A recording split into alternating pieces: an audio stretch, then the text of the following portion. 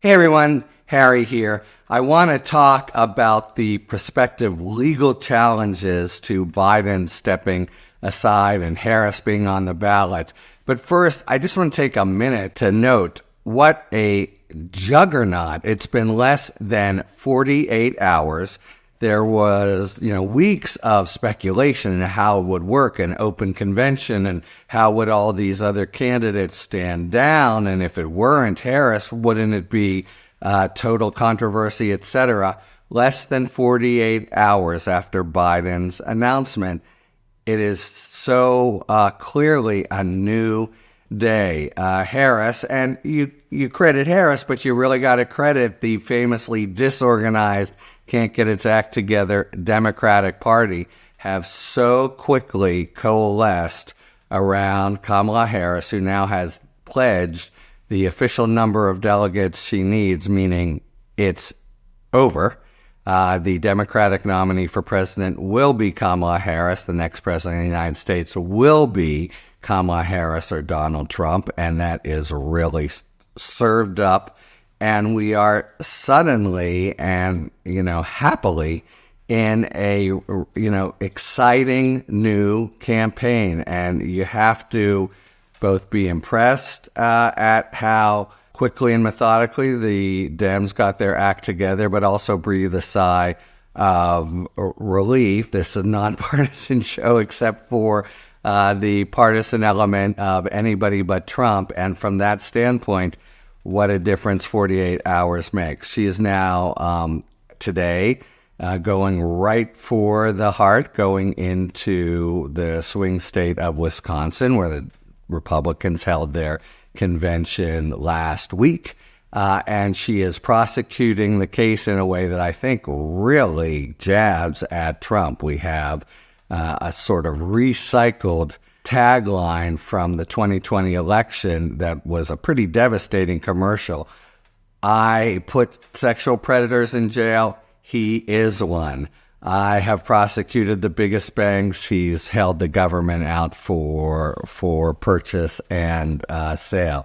I shut down phony baloney for-profit universities. He ran one. And so to her background as prosecutor and attorney general, which, remember, has caused her some controversy in the last 5-6 years, including from liberal elements who think she was too tough on crime, too harsh on small offenses, really, I think, comes into play very well to hitting at Trump just where it hurts. And her stump speech yesterday, her initial speech of the campaign, the gavel has passed, I thought was quite solid, soup to nuts as written. But more than that, she had energy, vitality, a kind of a sort of puckish humor, which I think is going to also drive him insane. And she is suddenly the picture of youth as against the oldest candidate to ever run for president, Donald Trump, now that Biden has stepped aside. So that's vivid. And suddenly Trump's health issues come into play. I've given you my account when I was in New York. You're up close to that guy, and he is sallow and not healthy. We already knew he had obesity and cholesterol issues, and he hasn't released a health report. That's going to be a piece. He didn't do taxes all through the campaign, and maybe he could stay the course. But what's he going to say when she makes it a big issue? Where's your health reports, Donald? You insisted on it for Biden. He released them. You've done nothing. And he may try to sort of hang in there, or he may wind up releasing things that are not very good. But that's a whole new issue that now she turns around and focuses on him. So the campaign, he is right now riding his most favorable ratings since he entered the scene, and they're not that high. But nobody should fool themselves that it's anything but a razor-sharp, close campaign as it was before. That really comes down to about 6 states, one of them being Wisconsin. But the whole feel, I think, has been transformative, and again, in such short order. Okay, one thing about in such short order is Kamala Harris, can move to assume the mantle and quickly before the convention. And we have today and yesterday a preview of dirty Republican tricks, and they will play them all. And the new claim, it's a two-part claim that you're hearing, including from the Speaker of the House, that goes right at her candidacy. One, the states are so different, patchwork claims, and you just can't get to all 50. And two, on some of the states, you may not substitute a nominee unless it is done for death or something like that, not because they just decide to step aside. And that's true.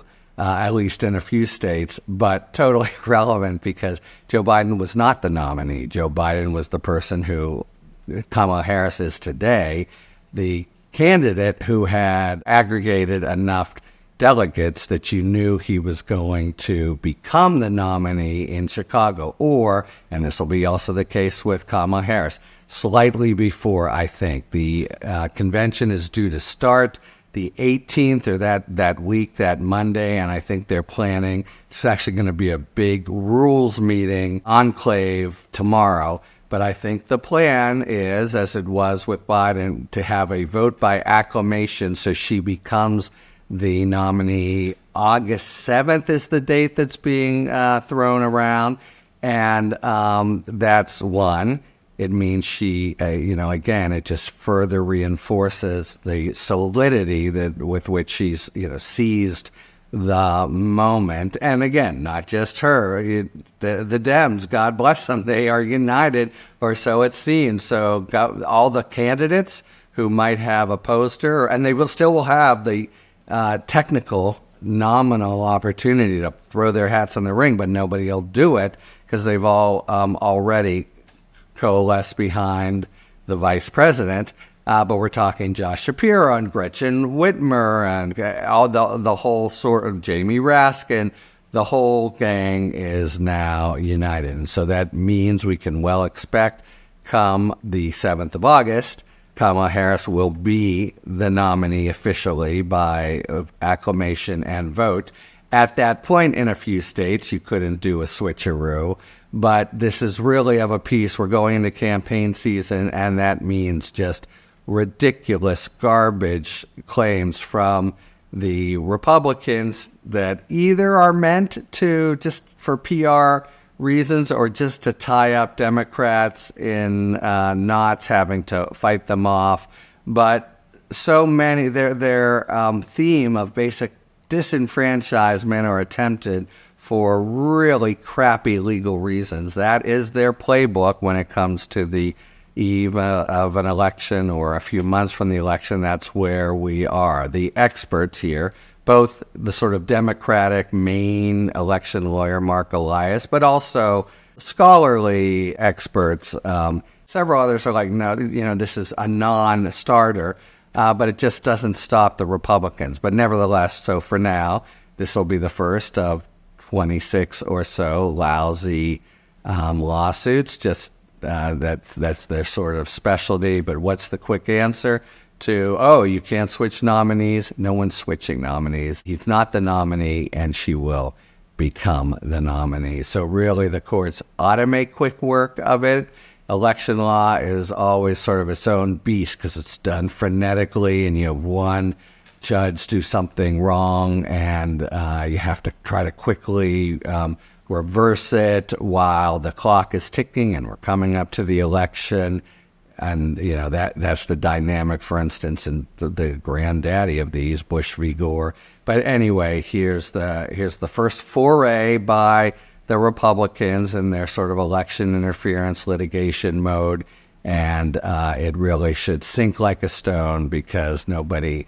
There's no switching out of nominees here. There's a nominee to come, Kamala Harris, and at that point, it looks like she will cruise into the Chicago convention with a real head of steam. Oh, and who else now will have a real head of steam and be totally embraced to thunderous applause, Joe Biden, who will probably speak Thursday night, the last night of the convention, who now goes from, oh, he's too old, he's a handicap to us, to a fantastic attribute because he's the embodiment of a certain kind of public service, going back to George Washington, stepping aside when it's for the best of the country. Yes, it's true. He concluded he couldn't win, and there's a cynical way to spin it, but there is an idealistic way or just a grateful way to spin it, and that's the spin you're certainly going to be seeing in Chicago. So Kamala Harris,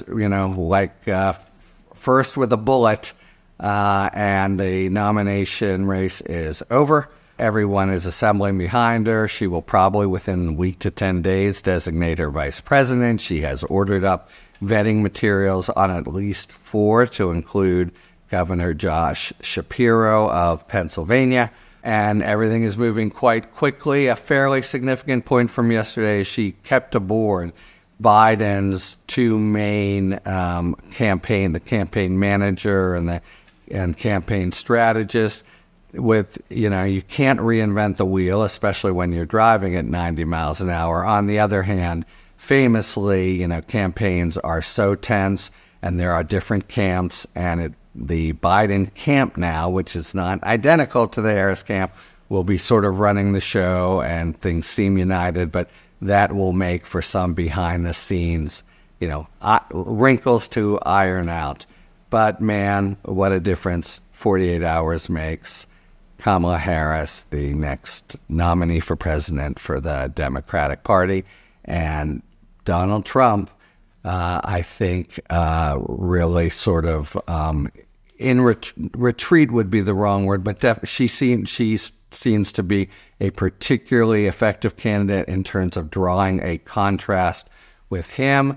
And that's really I'll close with this. The number one thing now is you want this campaign to be a referendum on Trump. You didn't want it to be a referendum on Biden. You don't want it to be a referendum on the policy and the right to vote bill and this and that, though. Obviously, Harris will make that a big part of her campaign, and especially reproductive rights. But you want the focus on the corrupt, old, sallow, nasty, cynical, negative Donald Trump, and his sidekick, by the way, who seems to have a sense of humor that is in equal parts nasty and poor. His Mountain Dew joke, I think, fell flat also. And that's where we are. The cards are basically dealt way sooner than we might have thought, and the Dems have a hand. The Dems have a pretty good hand. Talk to you later. Thanks for tuning in. If you enjoyed this video and other Talking Feds content, please take a second to like and subscribe. Talk to you later.